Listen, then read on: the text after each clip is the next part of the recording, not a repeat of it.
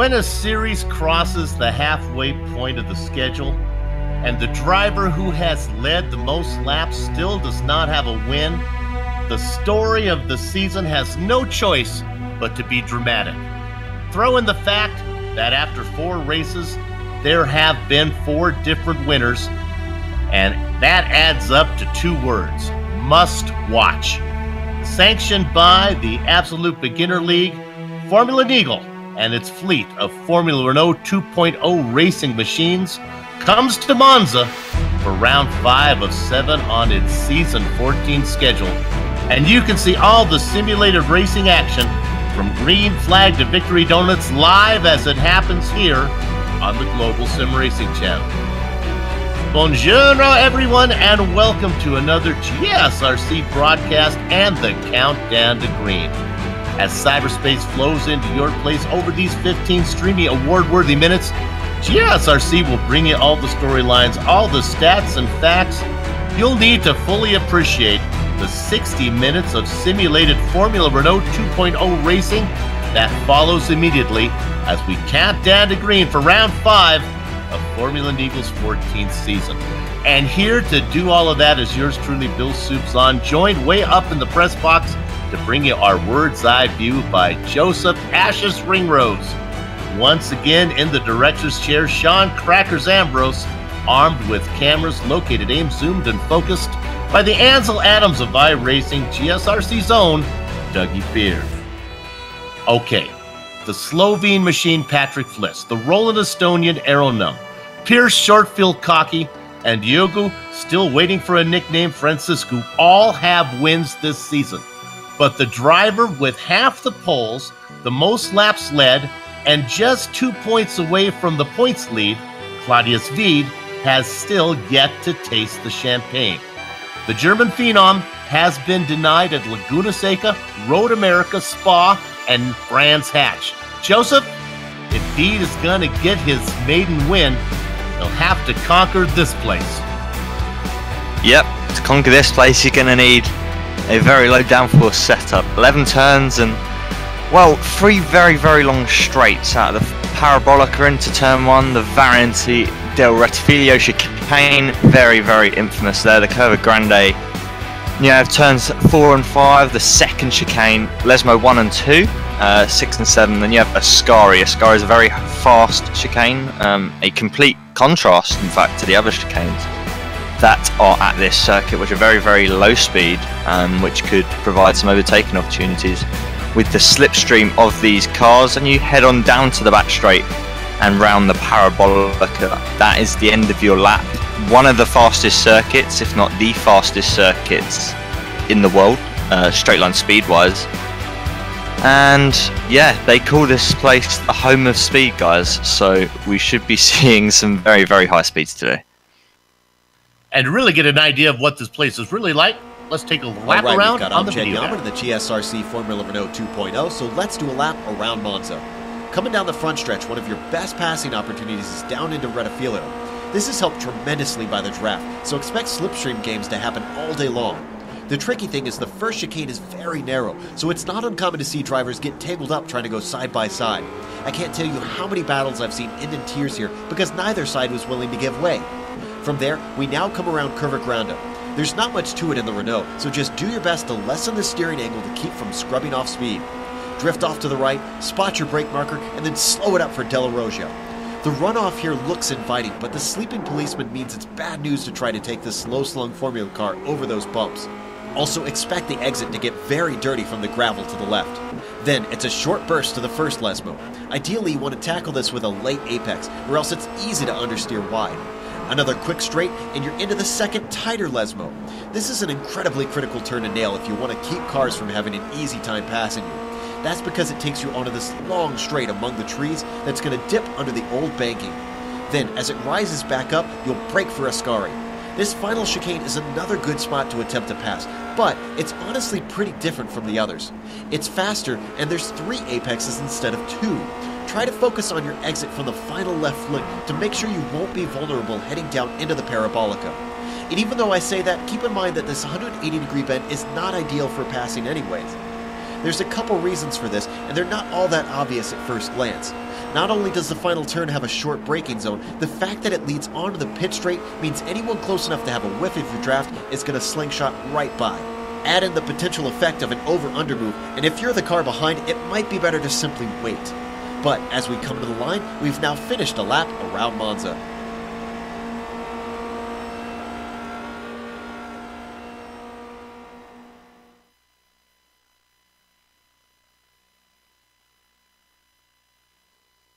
Joe Peak doing what he does best, taking and talking the viewer around a lap. This time it was at Monza. You know, find yourself a good spot near the Ascari chicane, because there, I think, you'll see both success and failure displayed in large supply. Let's go ahead now and display the point standings. We'll take a look at those. Errol Nunn for Bush Pink kicked off the season with a win. Since then, he's added a pair of seconds and a fourth. Rookie Claudius Veed for TT Racing Yellow has yet to miss a podium. He's only 2 back. A 15th of Branch Haas last round has TT Racing Red's Diogo Francisco falling from 4 points to 25 points off the lead. Now, last time we talked about so many familiar faces missing from the chart.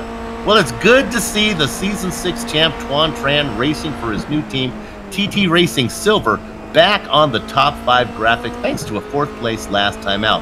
And the same can be said for TT Racing's Red's Pierce Cocky, who climbed 10 spots thanks to Shortfield's first career win in 59 tries. Congratulations to Pierce Cocky.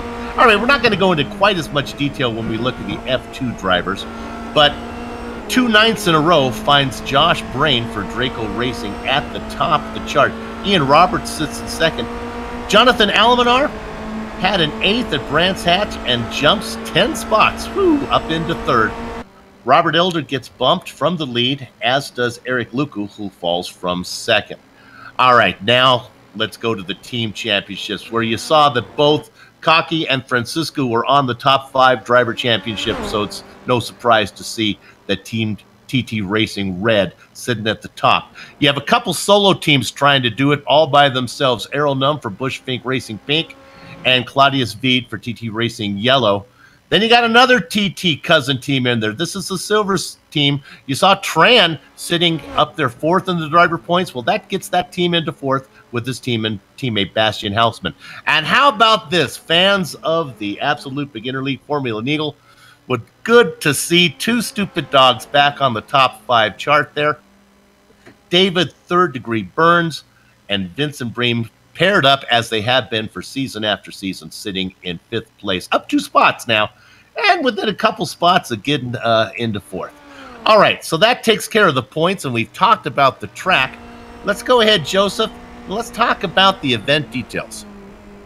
Yep, as mentioned, Season 14 of the Absolute Beginners League, and this is round 5 of 7 of the Absolute Beginners League Season 14. No drop rounds for these drivers, so every single round counts. 60 minutes they'll be racing around this Monza circuit. Setups are open, so the drivers can change whatever iRacing allows them to, but the fuel tanks will be limited to 30%, which will force the drivers to make 2 stops. And this being quite a high fuel wary track, we could maybe see a 3rd, but I'm not too sure. I doubt it, but might have to look into that. And there'll be an incident cap of 24 incident points, and if drivers go over that, they will be disqualified soon.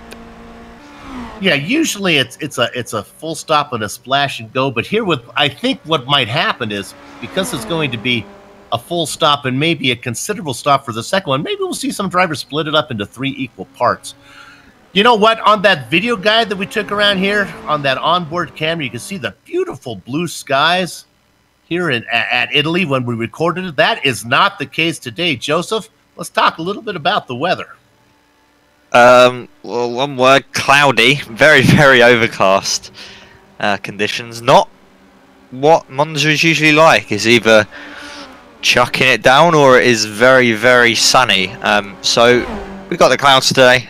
So 75 air temp, and those clouds not really having an effect on the track temp, not allowing the sun to get through. So a 76 degree Fahrenheit track temperature, we've got winds southeast of 5 mile an hour and no fog and 0% humidity. So, yeah, those clouds making a big effect today. A few seasons ago, these cars did not have tire warmers, and since this is a standing start series, with a cold track like this and cold tires, it made the opening laps, well, it was an adventure, but now they let them warm up the tires a little bit. Joseph, a little easier to get into that first corner, at least with your tires warmed up some, huh? Yeah, definitely. I think with the amount of cars we have here today, we have 32 entries, I believe. Going into turn 1, it is always carnage. Into the Rettifilio chicane. Drivers are going to have to watch out from all angles, and you don't really want to be caught out on that inside, because if someone's on the outside, someone's in the middle, it's not really an ideal place. Probably the outside is probably the best place, because if there is an issue or there is an incident, you have that escape road to go over to avoid damage. So drivers on the left hand side of the grid will be looking potentially as to do that, and they've probably planned and maybe practiced that.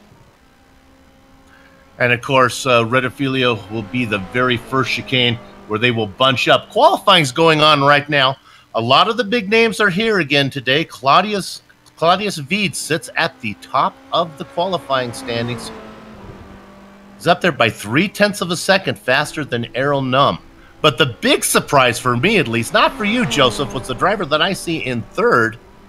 And that is, he's got the car in the pits right now, but that's Tom Van Hoyman. Man, he's quick.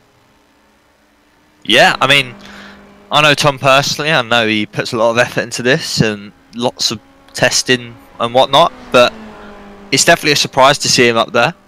He hasn't really been up sort of near the front too much this season, but maybe he could throw a surprise. I know this is one of his better circuits from racing them in the past, and just general pace in official races. He said he did quite well in officials around here, so we could see another winner for Soup. We just saw Josh Brain pull into pit lane. Remember, he's doing really well in the F2 championship. That's a championship for drivers that have a iRacing of under, I think it's about 2,500 is what they decide to do this. We're looking at the season 6 champ Tuan Tram, who was trying to put in a qualifying lap. He decides to put it in. Let's see where as Tran took that one in there. He's down in 11th. That's a little bit farther than he would like to be. Michael Blick's on the screen. Michael hoping to get a lap in. He's yet to put in a time. They gave him 20 minutes to qualify. This is an unusual format. Open qualifying compared to lone qualifying. Joseph, you race a lot. Do you like the open qualifying, or do you like to have the track to yourself? I think it depends. It's a bit luck of the draw with open qualifying, because you could potentially get blocked on your lap, but you could get very lucky and have a tow around the whole lap. Especially someone like here, you know, you could get the pole time from getting very lucky in the traffic. So, I mean, it just depends on the circuit for me personally. I do like open qualifying because you don't get to do it much, and it's something different to the usual official races. But again, you're not going to get caught up in traffic in a lone qualifying session. And of course, this series has an interesting rule for open qualifying. They allow the drivers only 3 hot laps. You get an out lap, and then you get to put in 3 hot laps. And if you happen to spin it, and you have to go into the pits, you come out again, well, that out lap in the middle there, that counts as a lap as well. So if you make a mistake, you're only going to get 2. That's why you'll see these drivers like Veed, Num, Van Hoyman. They've all got it in. They've got their 3 runs in, and they're set. So we're just waiting for these guys here at the end. How about this guy, Jonathan Almanar? He had an 8th place last round, jumped up 10 spots. We talked about it. And in the standings, but not sure if he's going to get there. He's sitting in 24th right now. This is a track. Sometimes qualifying is important. Maybe on a road course, not so much here. There are a lot of good places to pass. So if you end up with a bad spot, you still got a pretty good shot to get up through the field. You know, since this is a standing start, And, oh, they're going to give them a little extra time there because this is open qualifying. They ran down to 0, but they always give the guys a few more minutes, so we don't have to get quite to the grid yet. There we're looking at Michael Blix. Did he get in that qualifying time? He did not. He's still on his hot lap. Does he have one more lap to go through Parabolica? Boy, you got to be careful not to get that car off onto the curbs here, or it'll fight to. Let's see if this one's going to count. Cross the line, puts it in 27th position. So he's not at the very back, and he has a good chance to be a good hard charger. Last car out there, there's the youngster Zachary Czar out there running all around. Zachary, a very personable chap. Always talks to us on Discord.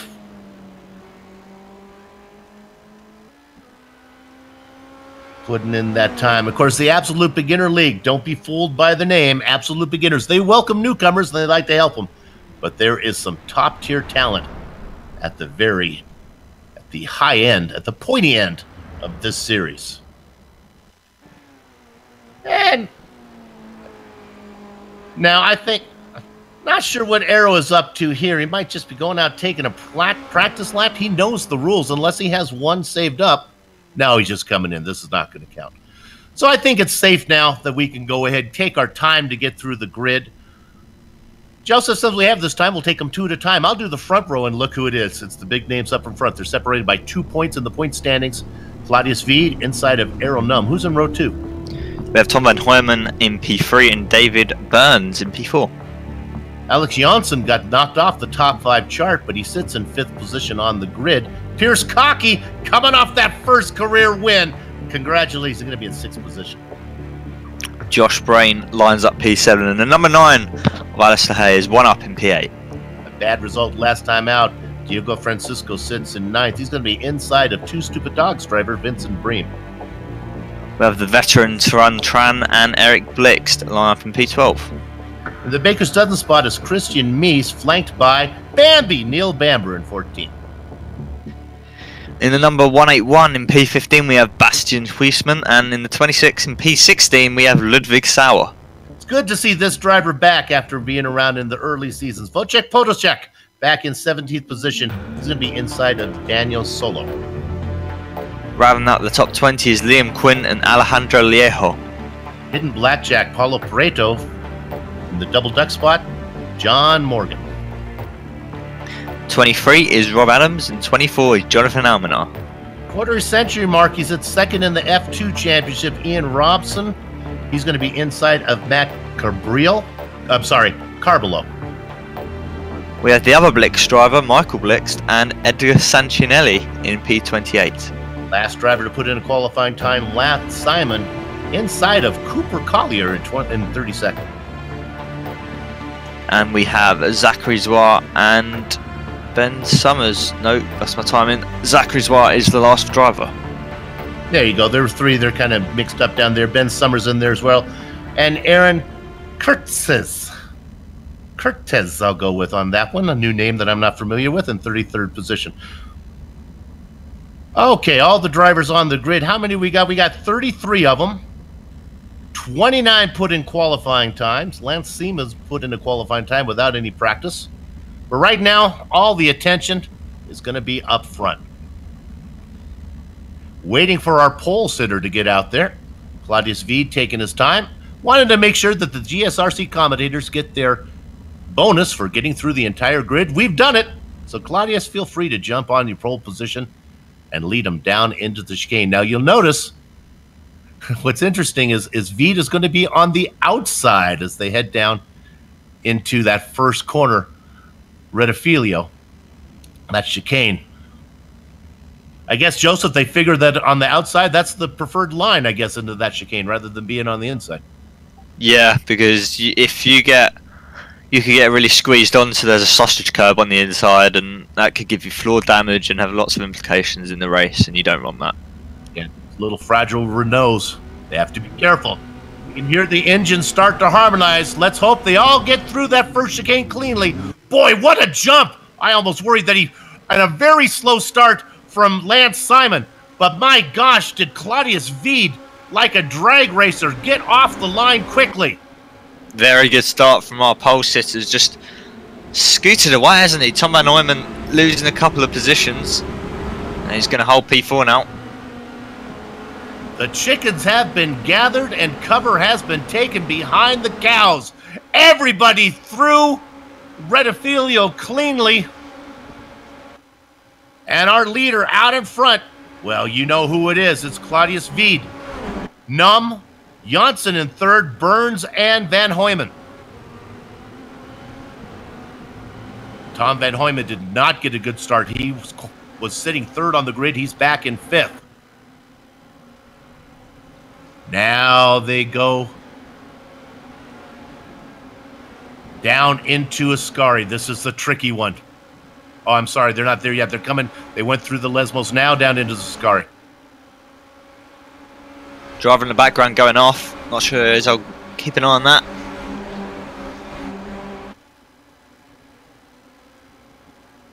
Veed safely through it, and now on his way into Rettifilio. A battle for second. A really good run from Janssen, but he's not going to be able to get around Num. Boy, they are really spread out. Are three wide for fifth, seventh position. You can see him coming right at you. The car on the inside is going to get the best of it. That's Pierce Cockey. On the outside, that's Diego Francisco. Tom Van Hooyman's going to get a run. Yeah, Tom Van Hooyman continues to fall. Let's stay on this. They're three wide down the front straight. Oh, Joseph. Rettifilio is not going to like this. They got to get it sorted out. Somebody's got to give. Tom Van Hooyman it is. He's given up, but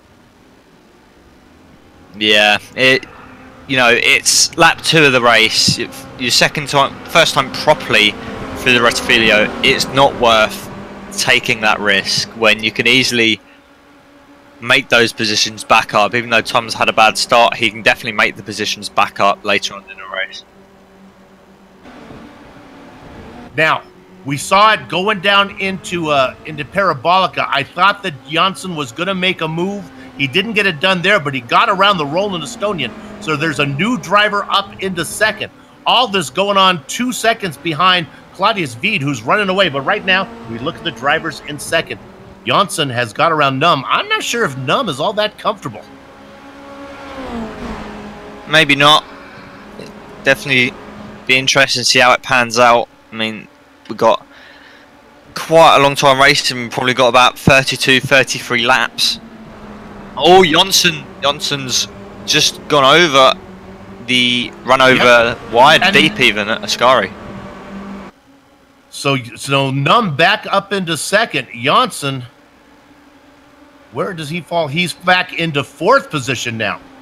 Num ran wide out of the exit of Ascari, sorry, as well. Oh, he's really struggling. Might have a slowdown. That could potentially be an issue for him. Let's stay on the battle right now. Is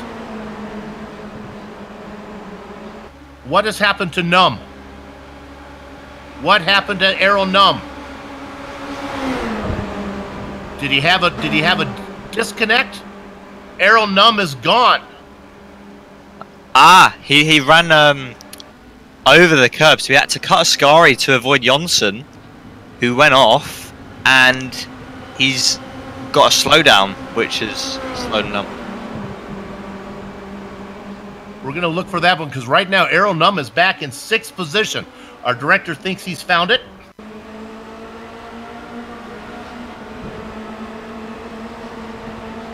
Is that what we're looking at? We'll get it there as soon as we get some. Okay. And I can't tell you what we're, because we can put maybe some graphics up there so I can identify the cars there. There's the team. I saw Errol Num there, but you can see this has already happened, perhaps. That's Janssen ahead of him. This is big news. Right now, Num racing in sixth position live. And there he is behind Bremen. We were not able to catch it. So let me report here. Errol Num is in sixth position. This is all. Veed now has opened up a 5-second gap on the field. So let me run. Veed is in first. Janssen is in second. Now my timing and scoring is off again. I'm showing Num in. Okay, that's. Yeah, we got it now. Okay, here we go. So I apologize. Veed in first. Diego Francisco in second. The battle here for third. That's Burns on the outside, Cocky on the inside. Burns gets there first. Burns is in third, Cocky in fourth. Num has worked his way around Tom Van Hooyman. He's up into fifth. Van Hooyman continues to fall back to sixth. I'll round out the rest of your top 10. If we can get to seventh position, Director, maybe stay with me. There's Alistair Hay. He's just ahead of Vincent Bream. Bream looking to make a move. Back to ninth, Tuan Tran. And then it's another 3 seconds back. If we can move back a little bit. There we go. Back to Neil Bamber in 10th position. So there's your top 10.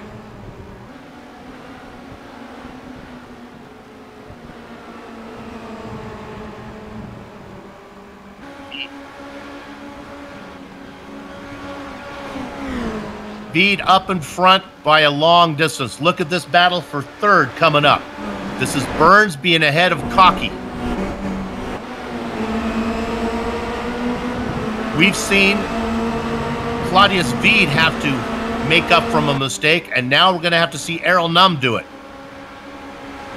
As we look at that battle for third between Burns and Cocky, you can see in the, there you see, that's Errol Num coming and bringing Tom Van Hooyman with him.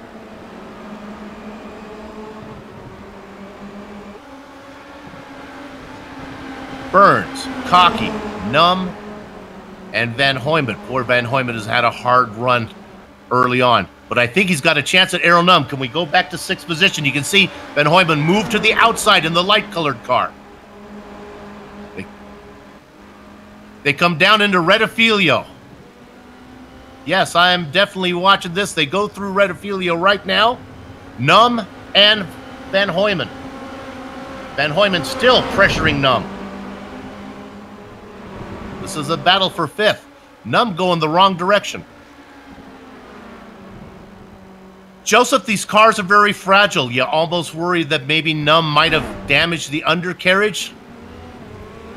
That is definitely a possibility. If he got floor damage from going over the grass, it looked like he took quite a hit going over the curb. So floor damage could be possible. Is that repairable? No, floor damage isn't repairable in these cars. So he's going to have to run with it, and it means he'd be down on straight line speed and downforce in the corners. So it's possible, but he's not lacking too much on the straight, because otherwise Tom would just be flying past him. But right, it's definitely something that he could have, even if it's just slight. We were riding on the back of Num, looking back at Van Hooyman. Now we're looking up from Van Hooyman. Nice job, Director, at Num. That battle seems to be cooling off a little bit. Let's drop back one position back to seventh. Take a quick look at the Two Stupid Dogs driver, Vincent Bream. He's ahead of Tuan Tran. Those are two veterans going at it. Tran doesn't quite have the speed that he had in the Skippy. I think still getting used to the car. And Tuan says it's time to pit. So we have our first pitter coming in. Tuan Tran is going to get the splash and go out of the way. That looks quite early to me. I think we saw a few rounds back. Was it Alistair Hay who made this very early pit stop, and he managed to end up making it work at Spa, I believe? And could we be seeing something similar here from Tuan Tran? Looking at the battle there for third. That's our closest battle up front. All this going on behind, we don't need to go there. Claudius Veed has a 5.5 second lead.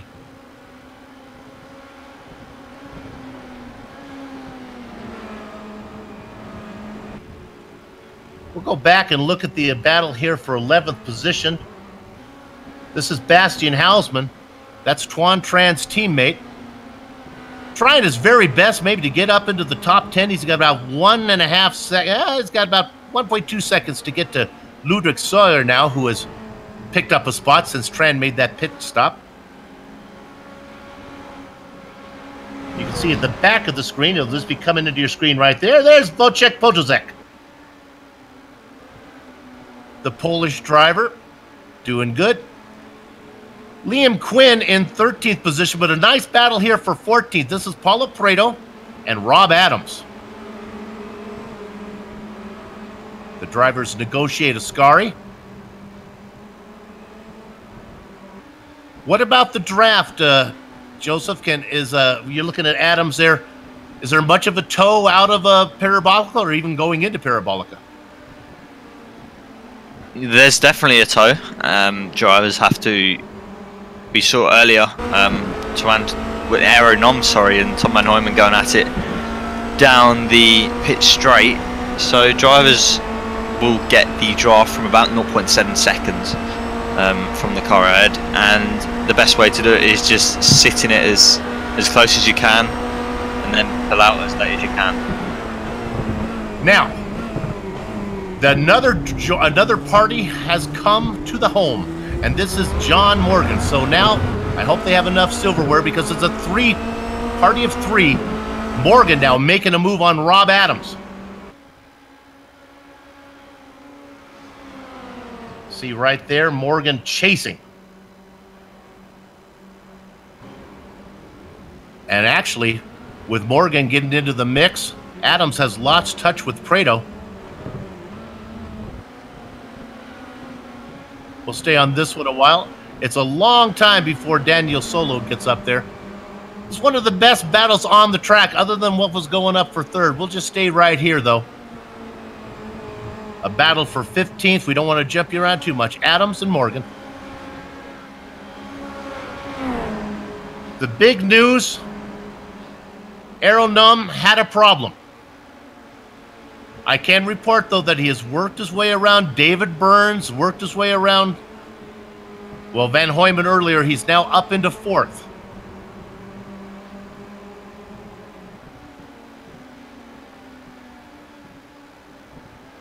It's about 0.7 of a second from Protocek back to Adams. Prado has had an issue. Prado, remember, was racing in 13th position. I think might have happened here on this. If I'm looking at this one, what I think he got a little help. Oh, actually, it's Podolski. I'm sorry, I'm looking at something else. There we see a little bit of a bump. Yeah, a little bit of hip check. So Prado making his way through. And now we come back live.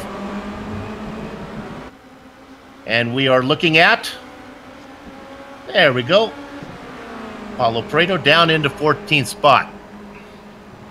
Let's check back in on our leaders real quick, just to tell you what's going on. We haven't seen much of Claudius Veed. There he is up front. We'll run through this before we get back to that battle going on for 13th. Veed has worked his way around Josh Brain, the lap car. He's got about 5.5 seconds to Diogo Francisco. Francisco comfortably ahead of Pierce Cocky.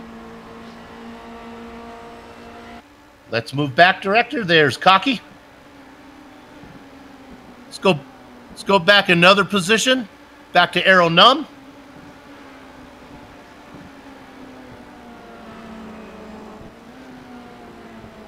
Well, there's Nom in 4th there, and that's Burns now in 5th. Tom Van Hooyman in 6th. Edgar Sancinelli has had an issue. Let's go to Paulo Prado. I think he had another problem here, unless this is the one we just saw. Nope, this is another one. It's Paulo Prado got involved in it with Wojciech Podolski. They both got together. We'll see if that one just happened or not, or if that's too far back.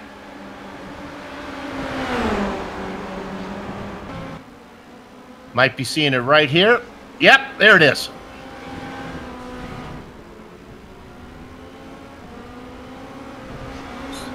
So, Joseph, those two, they've had quite a day.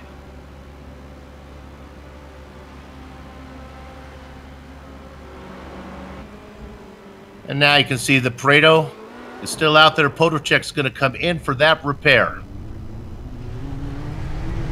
Pareto boy, his woes continue.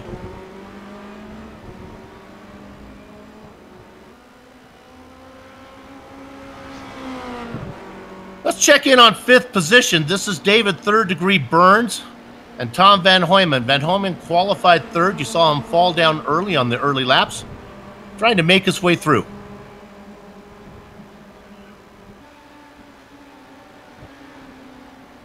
Burns qualified in 4th.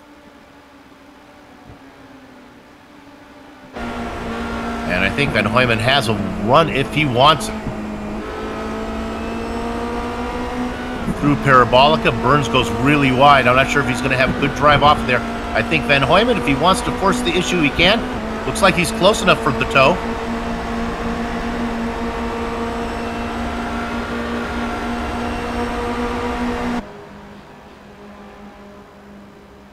Van Hoyman ducks to the inside. Gets the pass made into Rettifilio. So now Tom's got to go in the right direction. Aeronom's the next man. They're battling earlier on in the race. Can we see V2 of the battle between Van Hoyman and Nom? 1.8 seconds the gap, and Daniel Solo is the second man we've seen to make a scheduled stop, I believe. Oh, no, correct me. Yeah, we've seen quite a few, but Tuan Tran, currently highest place pitting man. He is in P17 now.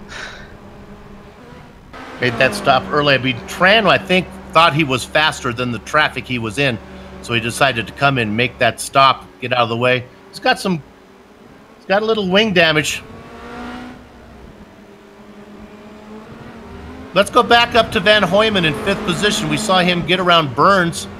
David not giving up the ghost. They just made their way around a lap car of Edgar Sancinelli. And there's Van Hoyman.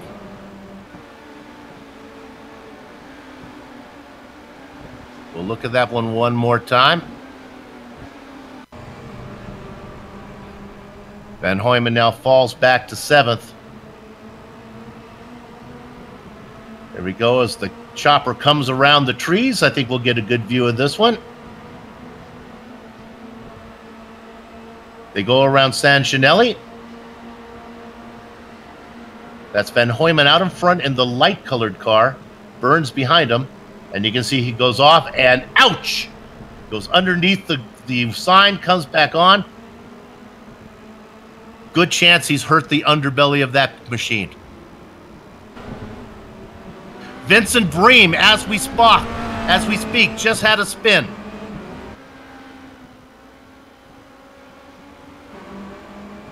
Bream was running in 6th position. He was having a good run. He loses a spot to Tom Van Hoyman, who just had his problems. We'll look here at Vincent Bream.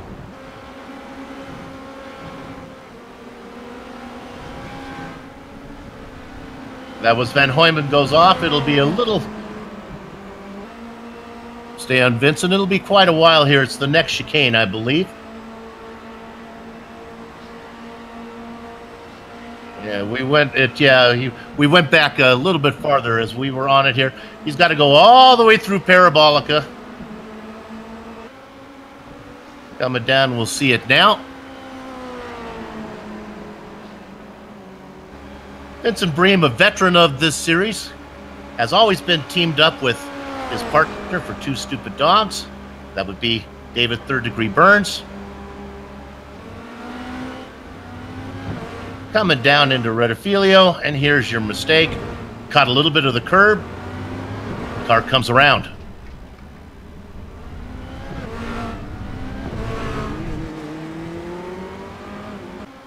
Tuan Tran, still the leader of all the cars who've pitted in 17th position.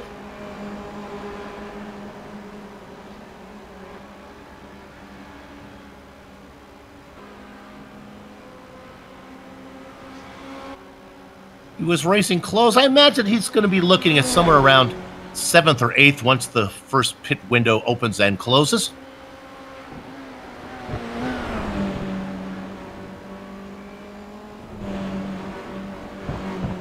We're going to look at Blix in a battle.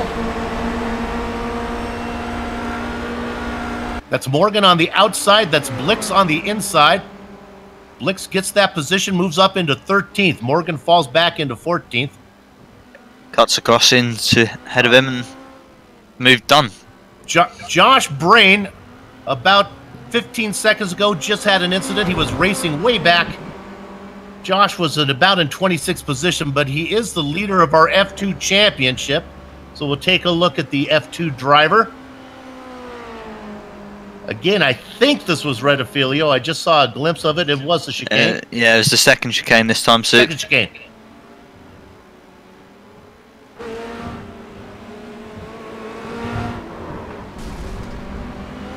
Yeah, that one is going to...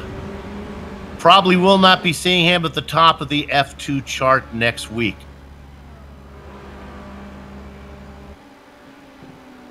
The drive...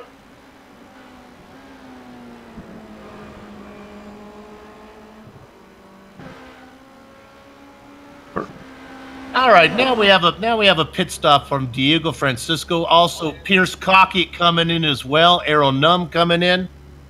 Everyone apart from the leader coming in, from what I can see.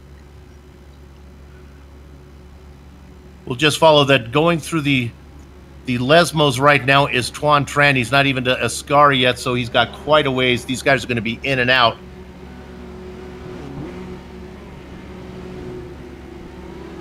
We wait for them to roll. Now the first car out is going to be Diogo Francisco. It looks like Cockey is going to come out behind him and Num. Burns as well. And Van Hoyman. Going through the chart, it looks like all the big names have made their pit stops with the exception of Claudius Veed.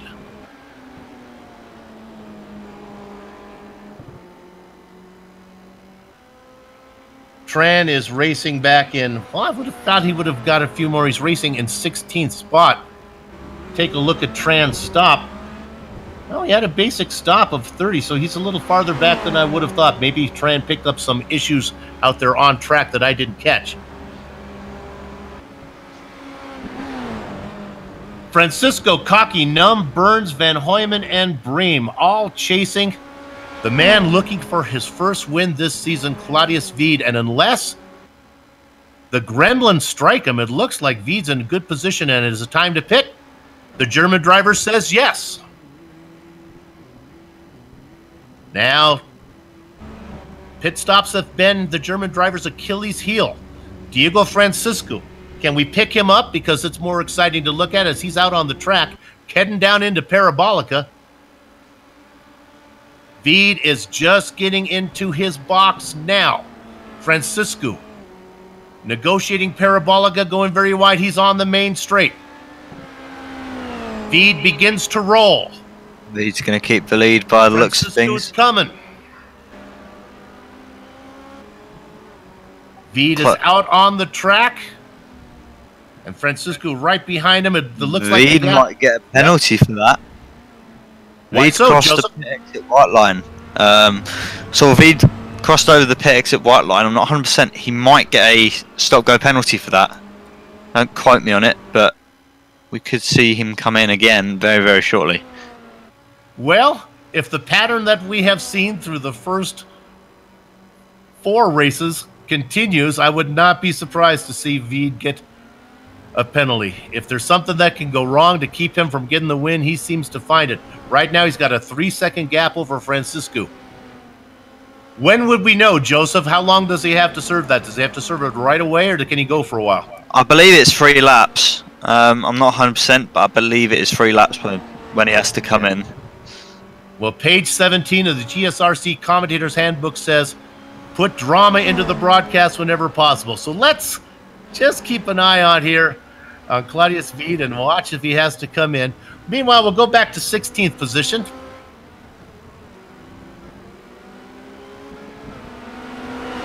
Bastian Hausman in a battle with Wojciech Podolsek again. Hausman goes back into... Oh, no, it's Daniel Solo. Sorry, a correction on that one. Hausman has a bit of an issue. Took an interesting line through Rettifilio. I guess if you're going to cut the chicane, if you can do it on the little concrete road that's there, at least keeps your car from getting damaged. Feed stays out. And while we're looking at that, good. If he did have an issue, he's not going to serve that black flag yet. And again, we are not sure there. We're looking at Daniel Solo.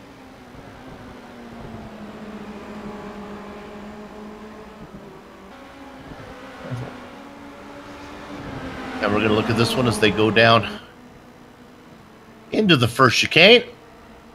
And you can see the pass is made.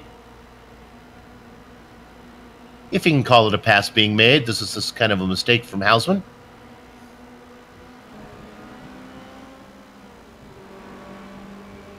Guess he gets in and breaks it a little, gets in braking a little late, I guess.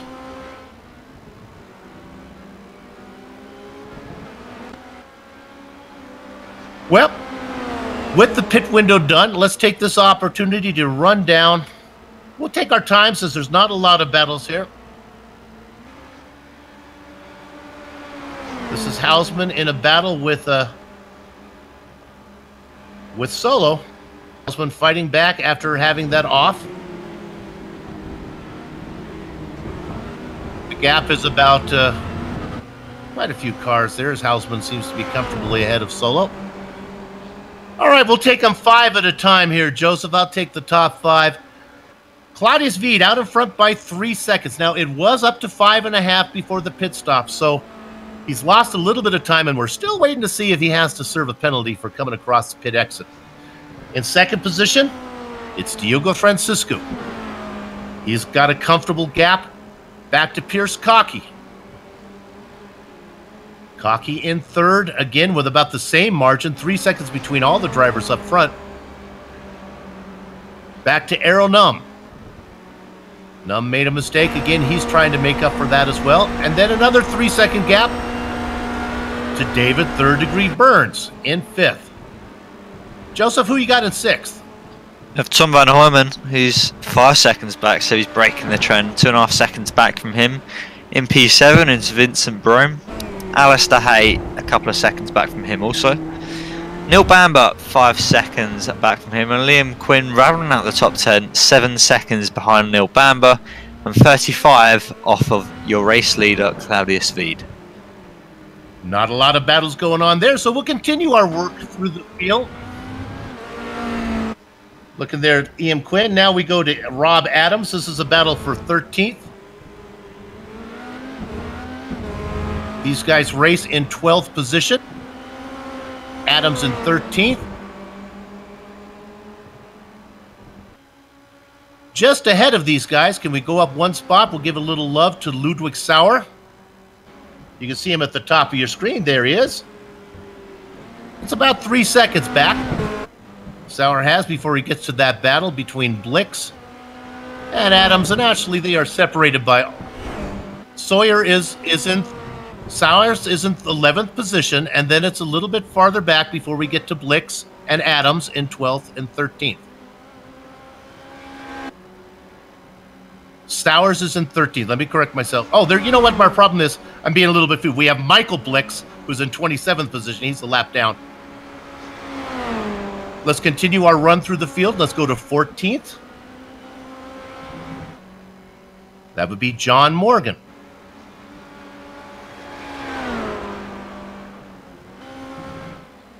Then we got to go back to 15th position. Still on the lead lap. We've seen this driver have his issues. That's Bastian Hausman.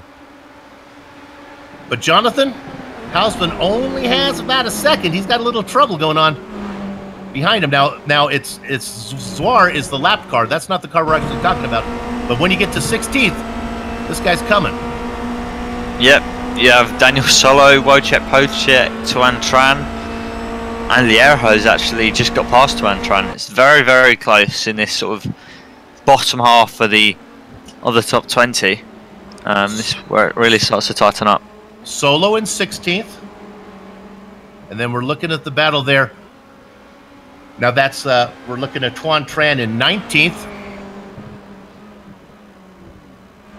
Well, we're going to go to 16th position, Director, and we're going to run through the field. 16th position, Daniel Solo, as we see Tuan Tran coming in. 17th position, Wojciech Podolsek. He just got around the lap car of Zachary Dwar. It's about another 3 seconds back to Alejandro Liero in 18th spot. He's got quite a gap back to Matt Cabral, racing in 19th. And then you want to talk about a gap, how about 20 seconds all the way back to Christian Mies?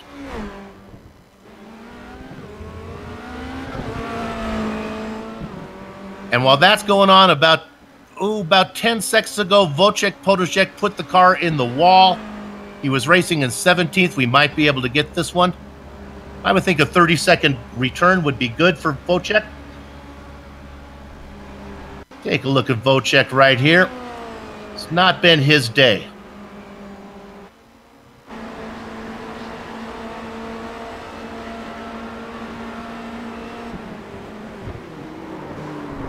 Boy, the car took a weird turn. Car just went left before he even got to the chicane. Well, to put a final chapter on our story about Pit X's, I believe Claudius Veed safely not having to serve that black flag. He's out in front by 3.5 seconds.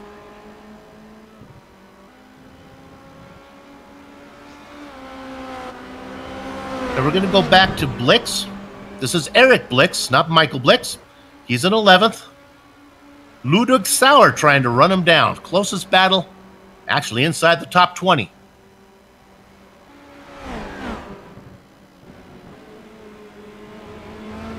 Drivers just trying to put in the miles right now. One more pit stop still to come. They're coming up on the lap car of Michael Blix. I will have to do my homework to find out the relationship between Michael and Eric.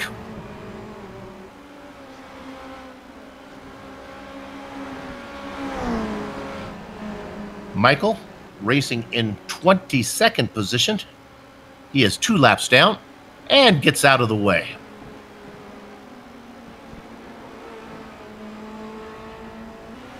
Let me correct that. That's 27th position, 2 laps down. Ludwig Sauer gets through clearly, as does Blix, and that opens up now to about 1.37, that battle for 11th. All the drivers on a one-stop strategy so far. The only driver that I've seen made 2 stops, Matt Caballo. Caballo is still racing back right now in Caballo in 20th position. My high school Spanish teaches me that a double L is a Y. So Matt, go ahead, send me an email and let me know.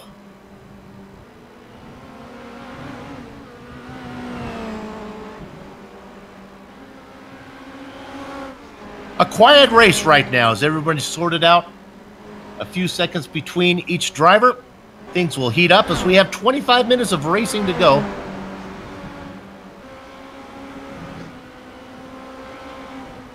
Alejandro Liero's making it a stop as we go back up to the top and see what's going on up there.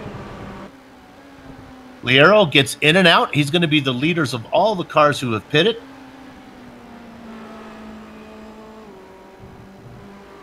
A pit stop time here, about 4.6 seconds.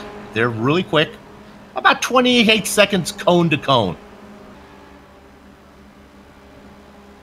I can report that Bastian Hausmann had a 47-second stop cone to cone. He was in his box for 21 seconds, so obviously the Dutch driver had some incident, some damage to repair. Hausmann in 15th position.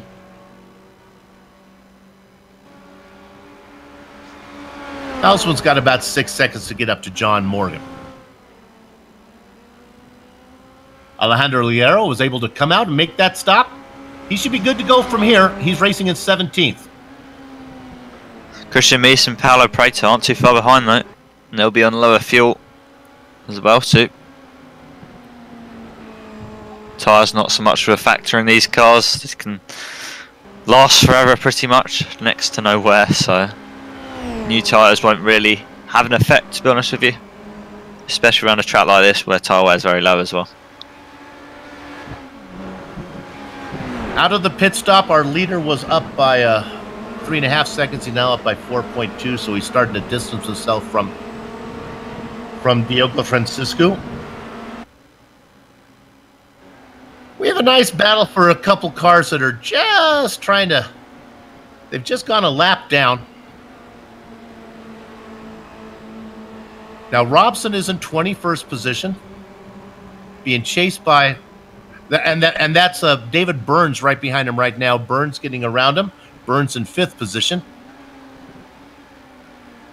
He's got 1.4 seconds on Lance Simon, who he just got around. Simon's in the double duck spot right now,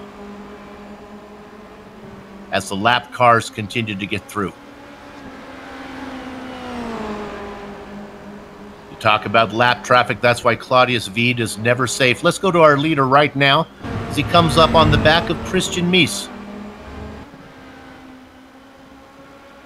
He had just got around Paulo Prado, and now our leader will have to negotiate Mies. Mies in 18th, last car on the lead lap. Still needs to make his second stop, as does our leader, and that's how you do it. The interval back to Diegos remains at 4.7 seconds.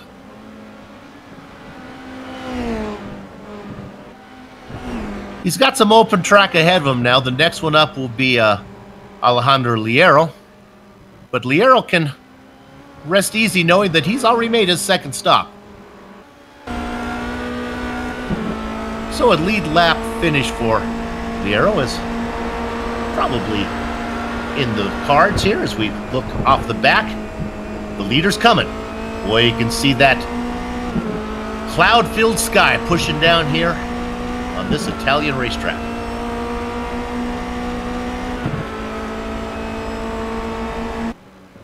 And now we look at our leader.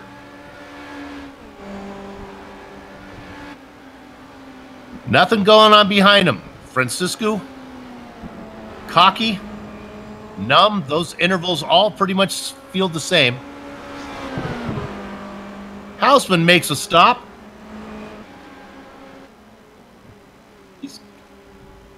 He makes his second stop, and he's going to come out ahead of Liero. Sure enough, so now Bastian Houseman is the leader of all the cars who've made their final stop and should be good to go to the distance from here.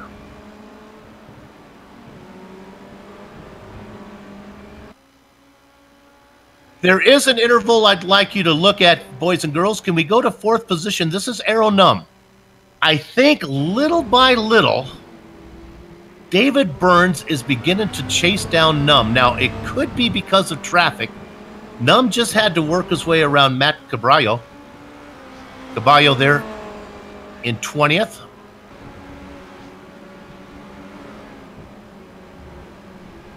We're looking at Num, and you can see in the back Caballo and Burns. Boy, that's a nice shot. They come at you. There's Num, and you can see Burns and Caballo coming. Burns has made his way around Caballo now. That interval, 2.6 seconds.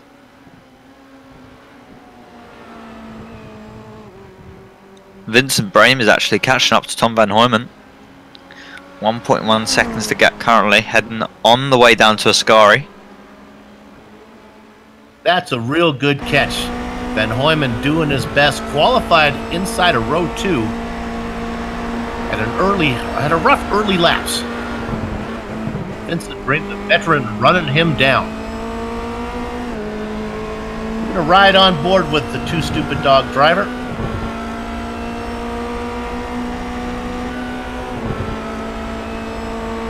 Brame would like to get around Van Hooyman. That would put him in 5th. Put him in 6th, right behind his teammate of David Third Degree Burns.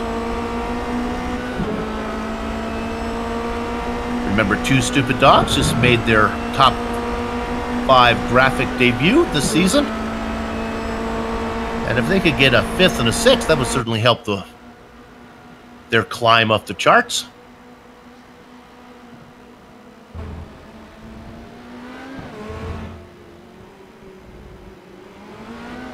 Gap down to 1.3 seconds now. I think this could be a battle that's going to heat up very soon.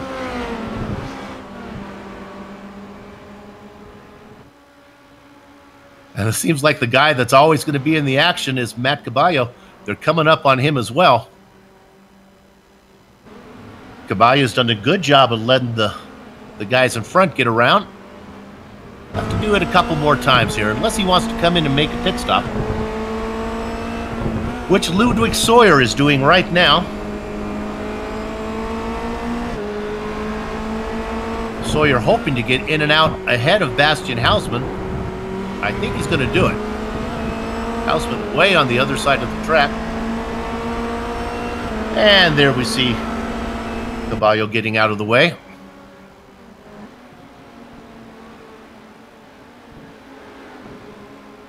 Sawyer does make his stop in 14th position.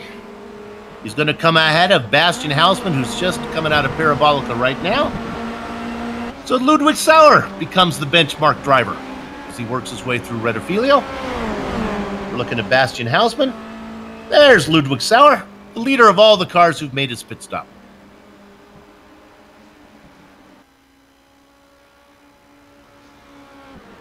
Check back in on this battle. Edgar Sancinelli is in there, and Brem decides that he's had enough. He's going to pull off and make a pit stop. Maybe make the pass the easy way.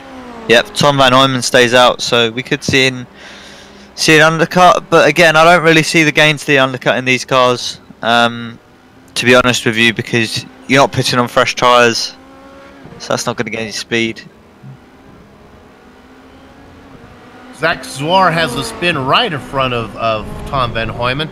Zwar was well off the pace, racing 2 laps down. Zach just trying to get to the end. Neil Bamber making a stop. Brame is out. Brame cycles out in 10th. Bamber makes his stop. We haven't heard much from him.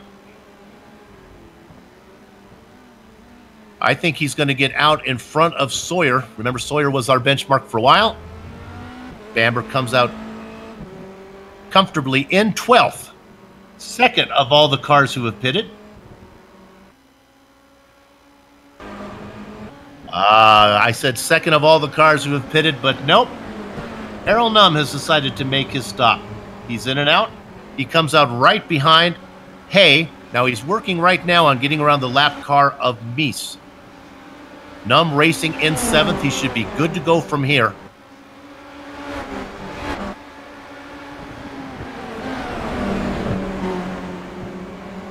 The bogey time between Claudius Veed and Errol Numm, about 45 seconds.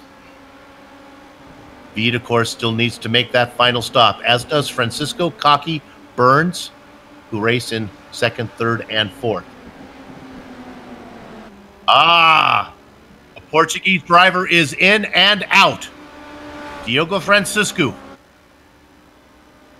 makes a stop, and actually, as there are, everybody comes in. He comes out in 2nd. Cocky makes his stop. He's coming out in 3rd. Burns comes out in 4th. Nope. Errol Numm jumps Burns in the pit stops. Now remember, Burns was behind him before. Burns up to 5th. Bream sets in 6th. Now this is interesting. Look at the drivers in 6th and 7th right now. Vincent Bream. And who's in 7th? Tom Van Hooyman. Now, you little soldiers in Soup's clipboard army, seems to me that before the pit stop, it was Brame who was in front. It was Van Hooyman who was in front, and Bream was running him down, so the undercut was made.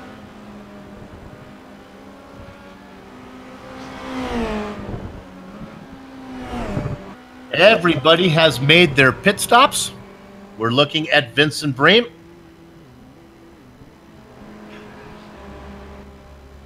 And now we're going to wait as Veed makes his stop. Diego Francisco is into Parabolica.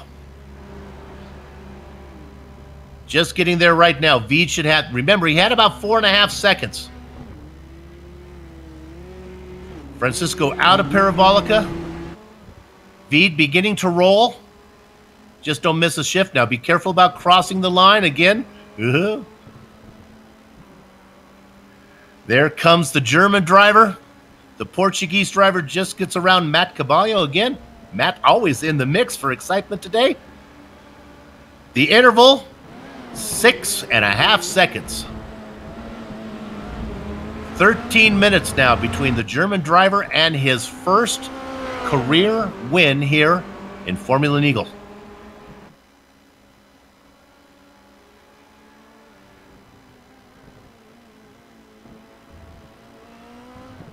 He's got 13 minutes left on the clock, and he's got a 6.5 second lead to Diego Francisco. So as long as he, don't want to say anything, but if he doesn't hit the walls or make a silly mistake, he should keep it, because there's no real pace advantage.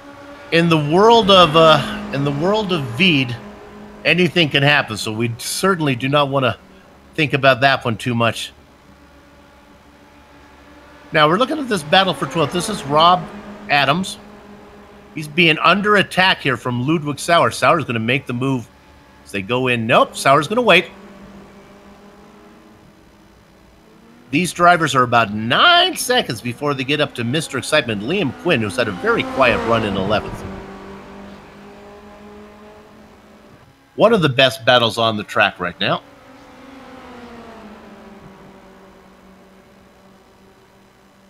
Oh, Sauer does a little dodge to the right and then gets underneath on the left. Gets on the inside. I think he'll be able to make this pass and drive away. And now Ludwig on the move will leave Rob Adams behind.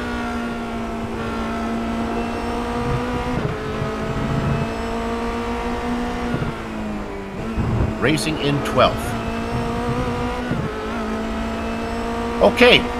With all the pit stops done, let's go ahead and run through your field one more time. Taking a little bit of time on everybody, give everybody an idea of where we stand. We'll start with our leader, Claudius Veed. Nothing between him and his first win, then 11.5 minutes of racing. He's got 7.2 seconds on Diego Francisco. Francisco sits third in the points. He'll gain a little bit on Aero Num. But of course, Veed sits second. He's going to lose ground there. Pierce Cockey, coming off that first career win, sits in third. Comfortably, about just a tick under 5 seconds before we get back to the multi-4-time champion, Aero Num, racing in fifth. Now, this is something we'll want to keep an eye on. It's 2 seconds back to David Third Degree Burns, who does race in fifth. Num is in fourth. I apologize. Then Joseph, take your time as we get into sixth place driver. Who you got? Yeah, we have the 25 of Vincent Bream, and a pretty interesting race, battling with Tom a while back. Started down in P10 and has fought his way up to 6th, so must be happy with himself so far. But someone who's probably not so happy is just behind him, Tom Van Hooyman, who's lost 4 places off the start, starting on the second row, leading the second row on the start, and just sort of fallen back, so which is a shame, because I really thought he could have been up there for the podium positions. And we have his teammate Alistair Hay just behind him in the number 9 car. Alistair's had a pretty quiet race, to be fair to him, and the final 2 drivers in the top 10 are split away quite a lot from the pack. Neil Bamber and Eric Blixt, respectively. Bamber in 9th, about 7 seconds up on Eric Blixt. There you see Eric. Let's go down to a driver who has been very quiet. He is up 8 spots. That's real close to the hard charger. And that is Liam Quinn. He's got about 10 seconds to get to Blix. He's got about 9 seconds before he gets back to Ludwig Sauer. Now remember, we just saw Sauer, who races in 12th, get around Rob Adams. And sure enough, he's left Rob Adams behind. Adams back in 13th position. A comfortable gap before he gets to John Morgan. Morgan started in 22nd position. He's up 8 spots. Go back to the driver in 15th. He was the leader of the cars who pitted, for a while at least, and that's Alejandro Liero. No, let me correct myself. No, it's not. Let me get this right. So let's find out what happened to Liero. Liero was ahead there last time. Solo making a run. Oh. Yeah, it's my fault there. So 15th position is Daniel Solo.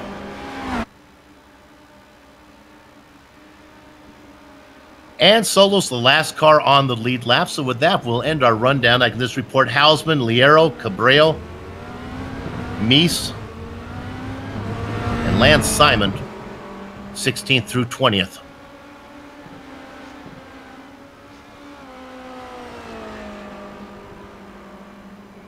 Rob Adams, racing in 13th, your big mover, up 10 spots, 23rd to 13th. Nice run from Rob.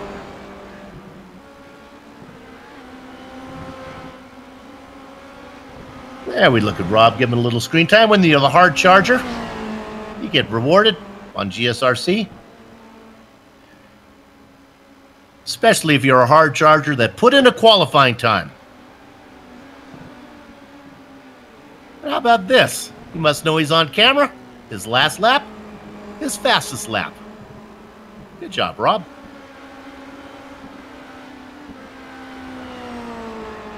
Well, with 7.5 minutes of racing to go, what can happen to Claudius Wied? Through the first 4 races, he has led the most laps of any driver. He's been on the pole 2 times out of the 4 races. He's clearly been the fastest driver out here. He clearly knows the Renault 2.0 machine. But something always seems to find him that causes him not to get the win. I can't see that happening now.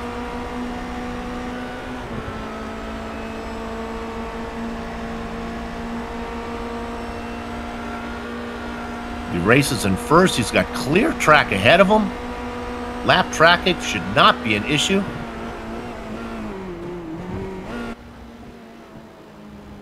Lap traffic done a pretty good job of getting out of the way here today.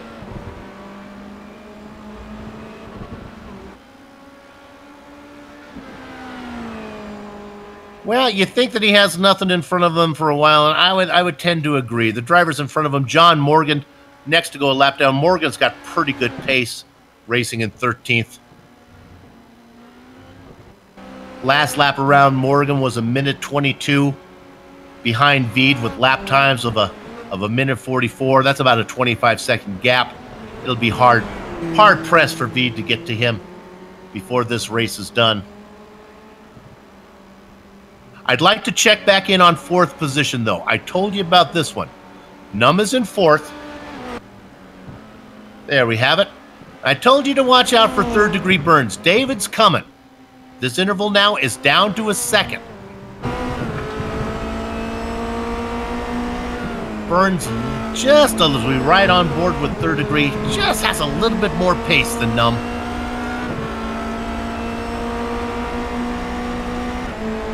Again, Num your point leader, but only by 2.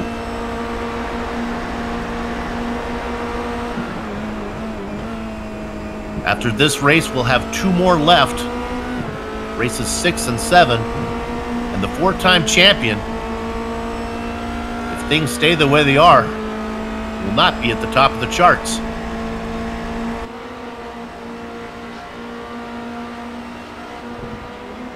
We talked to Arrow in the post-race interviews. You can tell that he just doesn't quite have a feel for this car yet.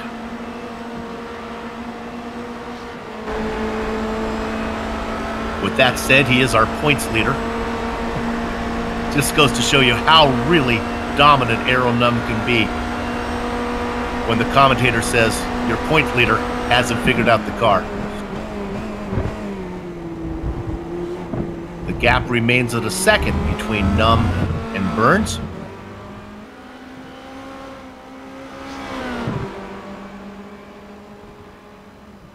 One of the best battles on the track right now is David Third Degree Burns trying to run down the four-time champion Aero Num. Burns, of course, racing for Two Stupid Dogs. We talked about Two Stupid Dogs. They made the overlay for the first time. Burns in fifth, his teammate right behind him, Vincent Bream, in sixth. Going to be another good points day for that team.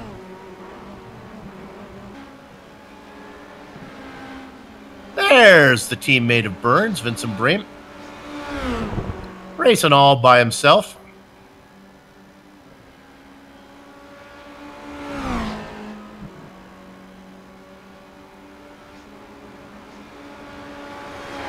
Big disappointment. You heard Joseph talk about it. Tom Van Hooyman, we were impressed by his qualifying time. He gridded third. Had a rough time early on. Fell back, and now he's well down the order. Nevertheless, as a whole, 7th place, a pretty good run from Tom Van Hooyman. Just looking at the results, I would say, hey, Tom, nice job. It really shouldn't tarnish his 7th place finish because of his outstanding qualifying run.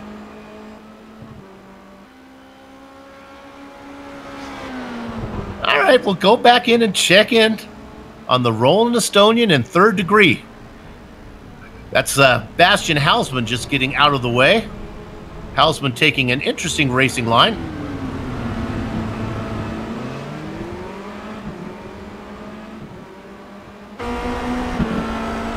Burns has got it down to, if you can look at the number there between them, he's got it down to under a second. But only 2 minutes of racing to go.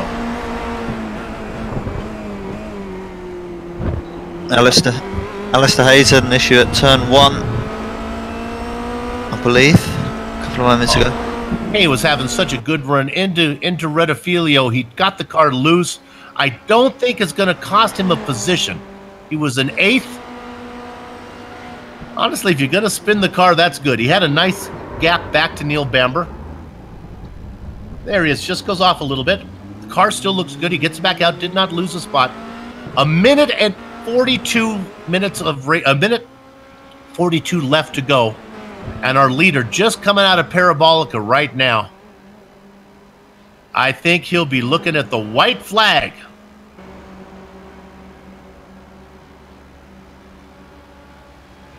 Tuan Tran, as we speak, in 26. We don't need to go there because Tuan just had a bad day, but he just looped the car.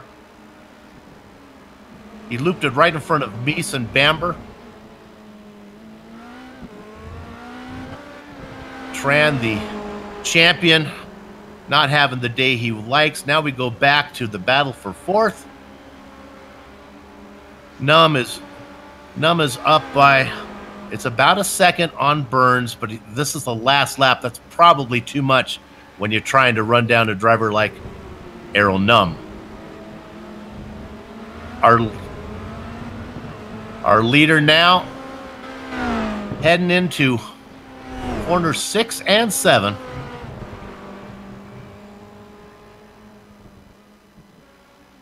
Ali Hay had another issue, and he is actually this time in the pits. So Hay is going to sacrifice that run.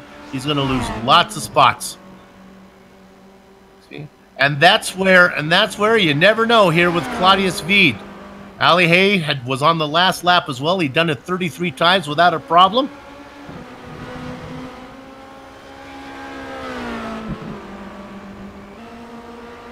There is just one more corner. It's a 180-degree sweeper, Parabolica, that stands between Claudius Veed and his first career win. That's Ian Robson in front, a little bit of lack traffic. Veed does not have to deal with them. Nothing but straight racing ahead. give round number 5 of Formula Neagle, season 14 to Claudius Veed. Diogo Francisco comes across in second. Cocky. Is Burns in any issue? Burns has nothing for Aero Numb. He's got it down to 0.7 of a second. You can see him coming right at you. Maybe if there's a little more time, Burns might have been able to get Numb. He's going to have to settle for 5th, just ahead of his Two Stupid Dog teammate Vincent Bream, who comes in 6th. Van Hoyman in 7th.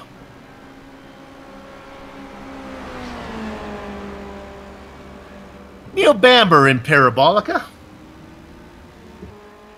Started in 14th. Going to come home in 9th.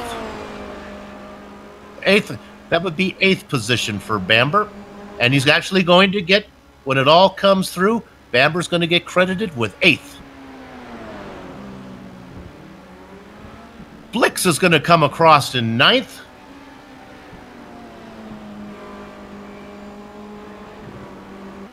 Liam Quinn coming across in 10th position. Remember, our timing and scoring is always a little bit off here at the end.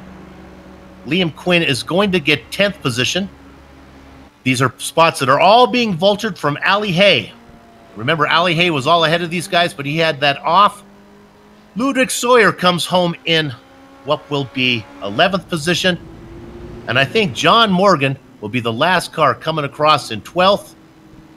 Put Ali Hay, the last car, 1 lap down in 13th. The racing is over here at Monza, but our broadcast is far from done. What we're going to do right now is take a short break. We'll come back to run down the entire finishing order, talk to some of the drivers before we put a lock on the gate. Back in a few.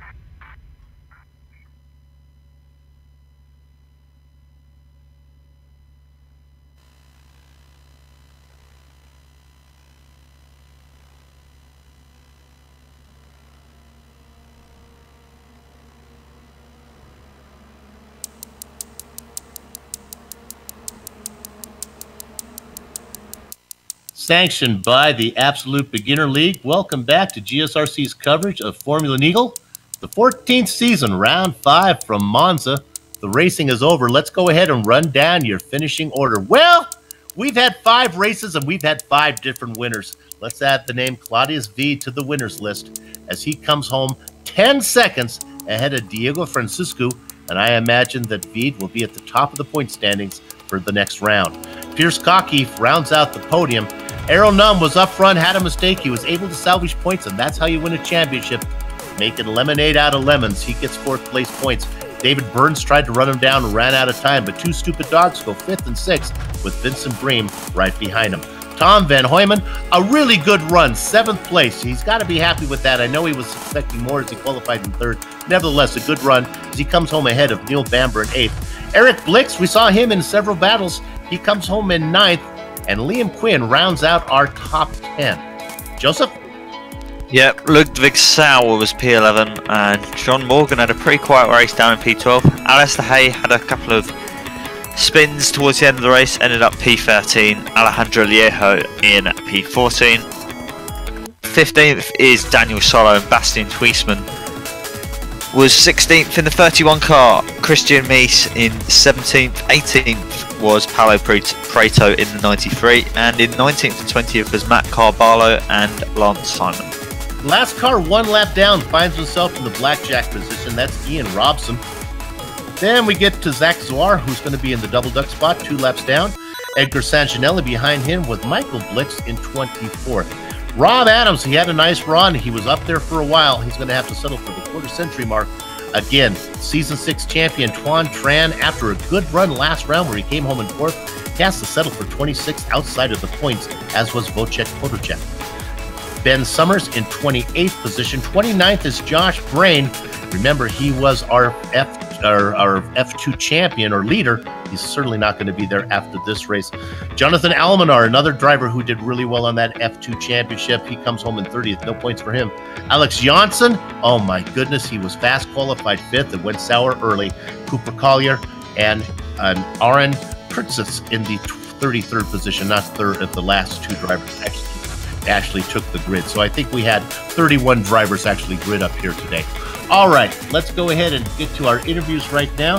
See who's up there ready to talk to us. And it looks like we're going to start with Diego Francisco, who came home in 2nd. The Portuguese driver, Diogo Francisco, congratulations. 2nd place. I think you were the best of everybody. Nobody was going to clutch Claudius Veed today. Yeah, I agree with you, Claudius. At the moment when he caught traffic in the first laps where we were overlapping people, he lost a ton of time, and I thought, well, maybe he has damage, but yeah, there's no way I'm going to catch him in a normal situation like that. Other than the bad result that you had last round, this season has gone really well for you. Yeah, I can complain, but that's how you lose championships. I mean, everyone is just being consistent. I mean, Euro today didn't lose that many points to Claudius, and yeah, I just managed to mess it up from the lead last time around, so happens. You know, let's talk about the series a little bit. One of the things I like about it, short season, 7-8 races at the most, no drop races. Are your Saturday nights, what, I'm not supposed to ask, to talk, if you don't mind, your Saturday nights are open so you can race consistently? It really depends on, it's weekend per weekend thing. But why are you asking? Sorry. Well, have you ever had to miss a sister's wedding or a bachelor party because of racing? Not anything as serious, but yeah, sometimes I miss some prearranged stuff because of it. Yeah. Well, we always enjoy when you are here. We've watched you when you first came into the series in the Skippies. You're racing back in maybe inside the top 10 was best you could hope for, and now, man, you have really come along. Good luck to you the rest of the way. Yeah, I appreciate it. Those are very kind words, Soup. Thank you very much. Diogo Francisco. We're gonna get a nickname for him because he is way too important not to have a nickname from me. Who's next on our list here, guys? Gonna talk to Oh, Joseph, you get Tom Van Hooyman. Yep, Tom, very good race from you. P7. Were you expecting to be so far up in qualifying, or did it come as a surprise? No, yeah, it came like a big surprise for me. I know Monza is one of my favorite tracks, but I think like the guys like Diego and Piers, and the boys like that are just got a bad qualifying lap, and I got advantage of that. So yeah, P3 was was really surprisingly for me, and I know these guys were faster than me. In race pace, so that was one point. But yeah, to bring it home in P7, that's really good for me. Never expected, because I don't train or practice for this event mostly. So I just come in a session 20 minutes before the practice or 20 minutes before the qualifying, just do my laps, and and that's it. Beginners. Yeah, and obviously you don't just race in this series, you race in the Apex Online Racing Series as well, don't you, Tom? And what's your mindset going into AOR compared to ABL? Compared to AOR is that I got like more like of a pressure or something to be good. I know guys are even faster, maybe here. Yeah, that's mostly P15 or something like that for me. So it's more pressure for me to get like points or get a good. Yeah, I'm just coming here with 20 minutes before the qualifying and just do my laps, and that's it. So I think pressure is one thing for me for the future. But just got my VR classes 2 weeks ago, so maybe that's one thing that helped me a lot. In my consistency, I got most laps in 48, 40, 48 2, 7 or something like that. So it really helped me with my consistency, and that's one thing. And yeah, the most part is to not crash. I just got one moment. I don't know if you guys catch that. I was in front of David and just go into the gravel to save the car, and not get over the bumps and get a damaged front wing. Yep, so you have Detroit in AOR this week. What a track. Well, it's a brand new track really, so you're looking forward to getting around the streets of Detroit? I don't know. I've never raced it. I still need to buy it. That thing last week as well was for the North Live. It was like 38 degrees outside, and it was like 44 degrees in my room with the VR glasses and the temperatures rising and everything. It was just not done for me to get any practice lap in. So yeah, I don't know, going that well, but here it seems like everything is falling into place. Yeah, I guess we'll see on Friday, and 2 weeks today we'll see you in the next round of ABL. Back to you, Sue. And of course, that will be at Phillip Island, which never fails to put on a good show. That'll be round 6, and there's going to be some drivers that are going to have some work to do if they got a championship in the midst. That's going to wrap it up for us. The Absolute Beginner League for organizing Formula Neagle and contracting with GSRC. I'd like to thank them. Thanks to the company's equipment and software you see on the screen right now that we use on the broadcast. And of course, how about that original music that gets every GSRC broadcast that unique flavor and feel? Well, that comes courtesy of Eric Ekholm and June Lalonde. See the screen to how to contact each of them. Formula Neagle returns in 2 weeks, 12th August, at Phillip Island in Australia. GSRC will be there, and we hope that you join us. Sliding across your screen now are some upcoming broadcasts, so check those out and mark them down on your calendar. If you'd like more information about GSRC, including a complete list of future broadcasts, you can find it all at www.globalsimracingchannel.com. We're also at Twitter at GSR Channel, Facebook at /Global SimRacing Channel, and Instagram at GSRC_Gram. And while you're here, if you have not done it yet, subscribe by simply hitting that big red button on YouTube. Finally, on behalf of the man whose voice you just heard, Joseph Ashes Ringrose, our director Sean Crackers Ambrose, and our camera artist Dougie Beard, I'd like to thank all of you for watching. With that said, we're off to have fun from the castle. So until next time, race clean, race hard, we'll see you on the track.